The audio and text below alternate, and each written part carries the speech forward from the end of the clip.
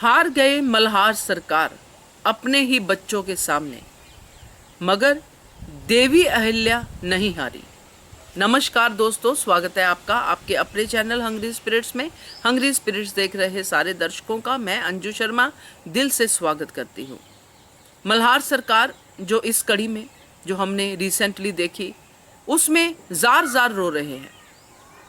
बार बार उनको अपने बेटे खंडेराव की याद आ रही है। कैसे खंडेराव बड़े हुए, कैसे उनकी शादी के बाद उनका दरबार में प्रवेश करना, कैसे कस्में खाना और कैसे उनकी मृत्यु हुई, इसको याद करना किसी बड़ी वजह की तरफ इशारा करता है। और फिर मालेराव के बारे में, तो ये सब सोच के मल्हार सरकार रो रहे थे। और ये यही दर्शाता है दोस्तों कि वो हार चुके हैं हर तरफ से, उनको उम्मीद नजर नहीं आ रही। मगर उम्मीद तो है देवी अहिल्या नाम की।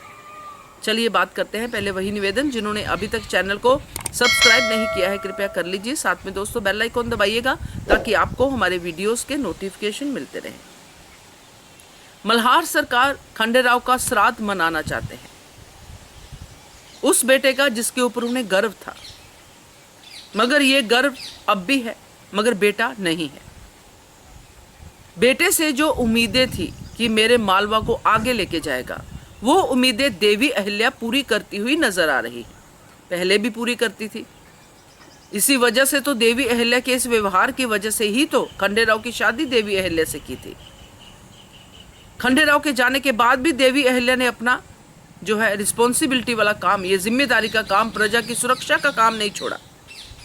इस बात पे मल्हार सरकार को पूरा गर्व है। मगर फिर भी अपने बेटे की कमी खलती है। अगर खंडेराव होते आज, तो मालेराव का यह हाल नहीं होता। मालेराव पहले भी बिगड़े हुए थे, मगर इस बार मालेराव ने जो किया है, उसने मल्हार सरकार को तोड़ दिया है। पहले मल्हार सरकार उनका बचपना समझ के माफ कर देते थे, मगर अब वो नहीं कर पा रहे हैं, क्योंकि अब लोगों के जीवन की बात आ गई है।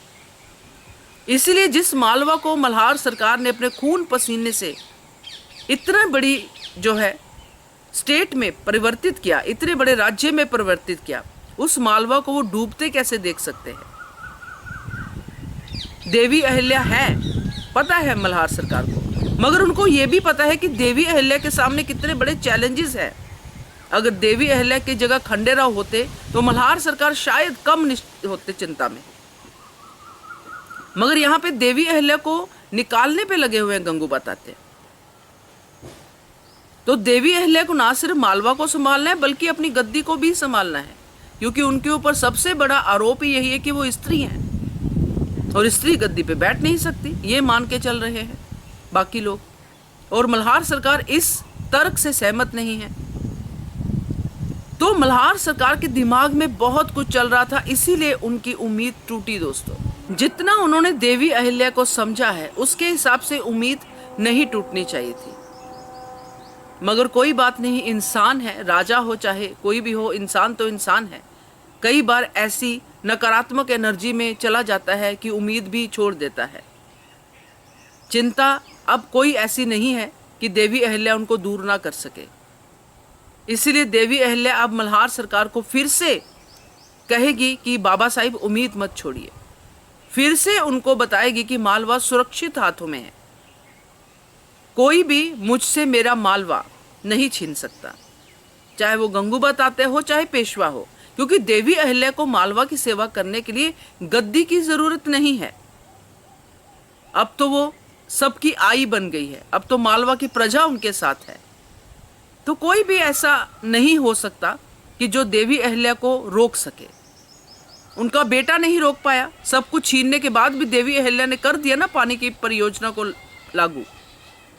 तो ये सब चीजें जो है देवी अहिल्या बताएगी मल्हार सरकार को और उनको समझाएगी कि बिल्कुल भी आप चिंता मत कीजिए, क्योंकि अब मल्हार सरकार की सेहत भी डाउन जा रही है दोस्तों।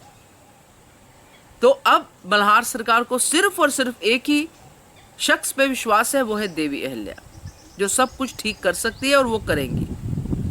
मालेराव तो अब दोस्तों विश्वास पात्र रहे ही नहीं है। देखते हैं आगे क्या होता है। ये धारावाहिक कहाँ पे लेके जाता है हमें इस इतिहास में। मगर फिलहाल जो मल्हार सरकार का सीन देखा, उस सीन से तो यही अब लग रहा है कि मल्हार सरकार हार गए हैं और अब देवी अहिल्या को फिर से इस हार को जीत में बदलना पड़ेगा। क्या कहते हो आप, कमेंट करके बताइएगा। देखते रहिए channel Hungry Spirits. Thank you so much. Subscribe to our channel by clicking the subscribe button.